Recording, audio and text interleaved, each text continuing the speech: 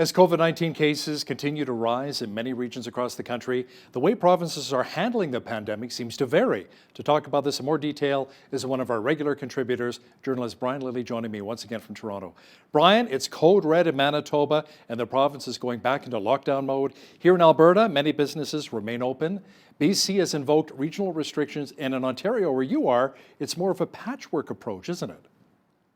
Yeah, and look, in Ontario, a patchwork approach makes sense because, as I like to remind people, the landmass of Ontario is almost the equivalent of California and Texas combined. Just a bit smaller than that when it comes to landmass.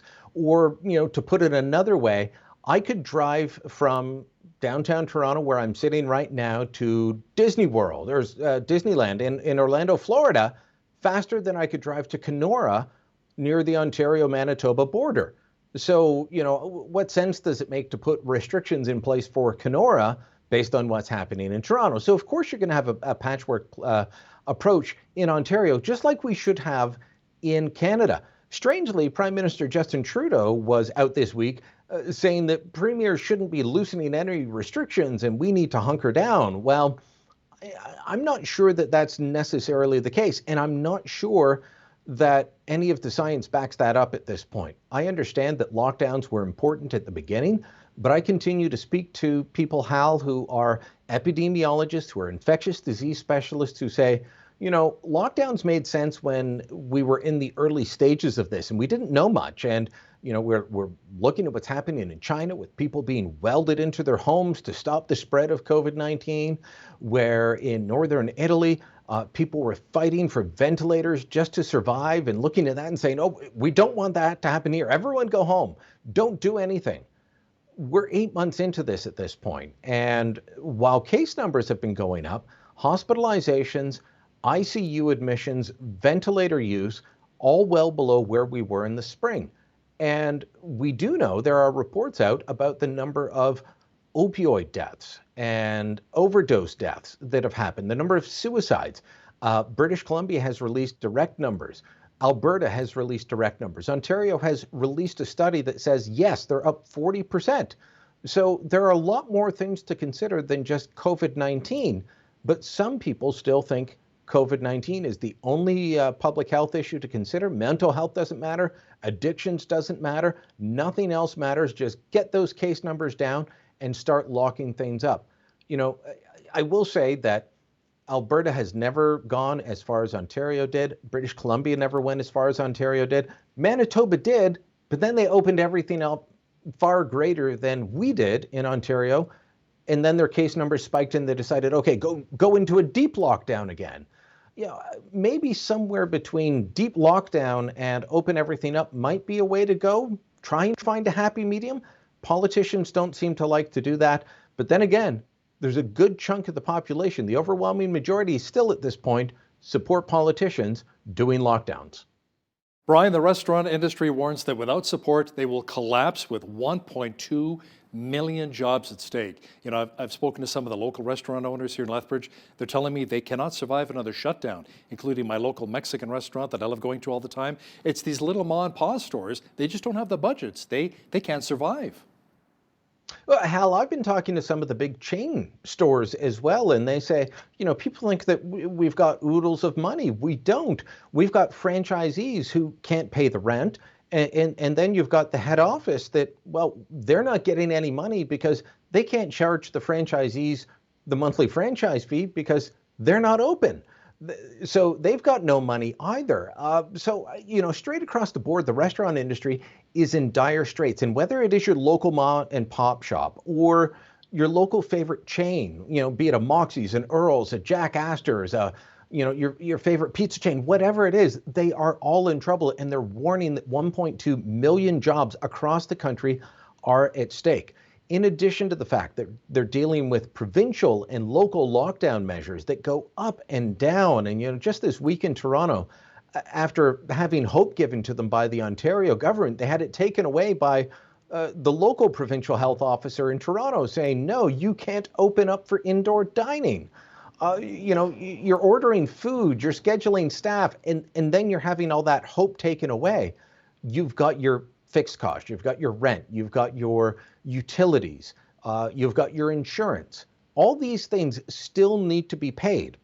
Now, what I'm hearing from restaurants big and small, and from the Canadian Chamber of Commerce, from the provincial chambers of commerce, is that the federal assistance just isn't cutting it. They've brought in a new renewed rent subsidy system. If you remember the one they brought in the spring, it was horrible.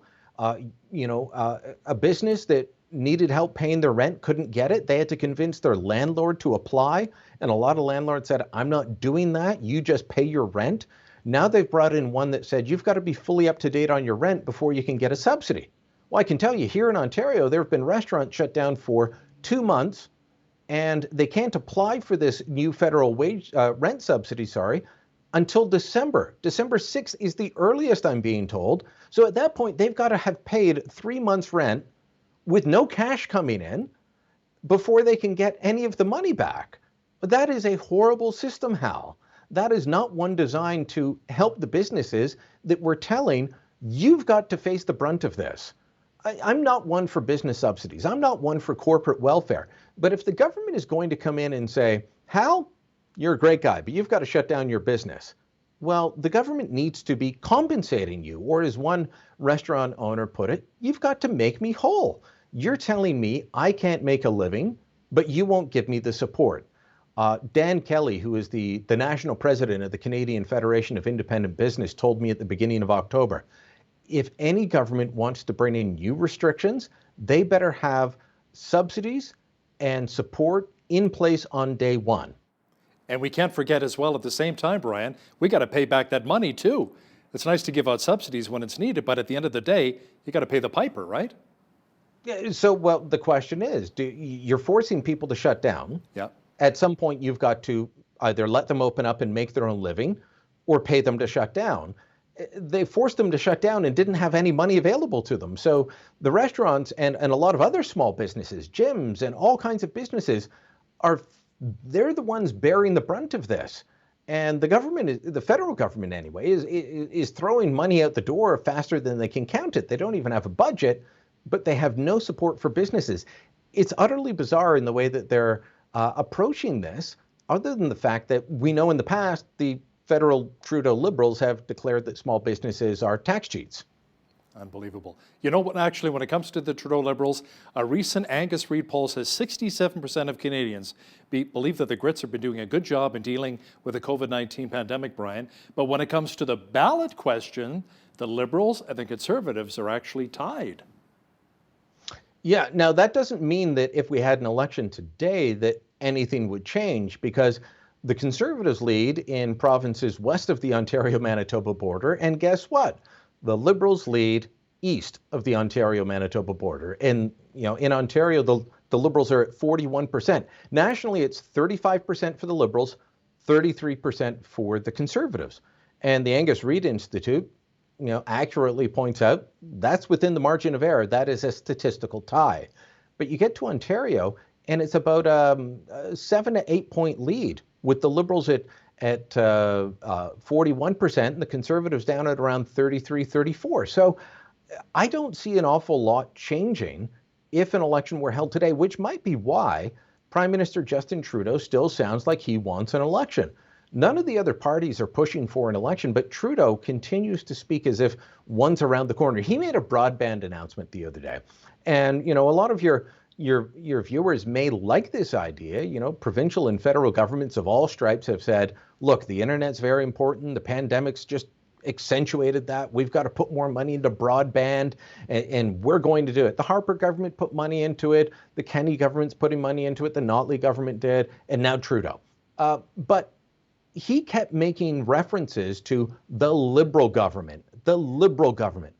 Normally, governments don't name their party while they're making official government policy announcements. They talk about our government. They may occasionally talk about the previous government without naming their party, but this was very partisan. And I think it shows that Justin Trudeau still wants an election because he knows that with the support of urban Eastern Canada, he can still win. Brian, let's talk about what's happening south of the border, what's evolving there. Donald Trump's legal challenges are out there. Everybody knows about it. But what happens if they fall flat and Joe Biden does actually become the next U.S. president? Will that potentially be good news for helping to get back Canadians Michael Spavor and Michael Kovrig home from China? How much do you think the Biden administration will help? I don't see them helping. I've seen some commentary, including from some people that I respect. Former NDP leader Thomas Mulcair, who is a smart guy, was saying, "Oh, this can only be good news." Well, no, you've got to pay attention to what Biden's policy is on China, and it's not going to be very different than Donald Trump's. I know people want to think that Biden and Trump are going to be so different. It's night and day. Not when it comes to China. Being against China is now a bipartisan policy. 10 plus years ago, being in favor of welcoming China into the New World Order, into the global community, whatever term you want to use, that was considered a bipartisan policy. All the parties were like, yeah, let's bring China in. If we're more open to China, they'll be more open to us and they will change. That hasn't happened. And so Biden is as anti-Trump, as anti-China as Donald Trump was. He's not going to change the policy toward TikTok. He's not going to change the policy towards Huawei.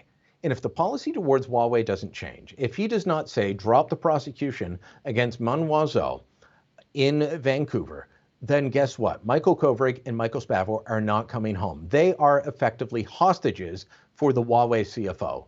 So I don't see that changing. There are a lot of political observers in the United States who pay close attention to these things and say there's no appetite in Congress to change it. So I don't see it changing here and helping the two Michaels come home. As much as I wish that anything would help them come home, this won't be it. Brian, if or when Joe Biden does become U.S. president, will we see a president with less protectionist policies? I'll give you an example, no more tariffs on Canadian aluminum and steel? No, and I could just leave it at that. I could just say no, but let me explain. A lot of people think Donald Trump was the most protectionist American president ever. That's not the case. Barack Obama was incredibly protectionist and invoked an awful lot of policies that were detrimental to Canada and our economic interests. The media just didn't cover them in the same way is part of the problem. They didn't obsess over them. But the Buy America provisions in the 2008-2009 Recovery Act that Obama brought in were horrific for Canada. And it took us years to fight them. But in the meantime, guess what?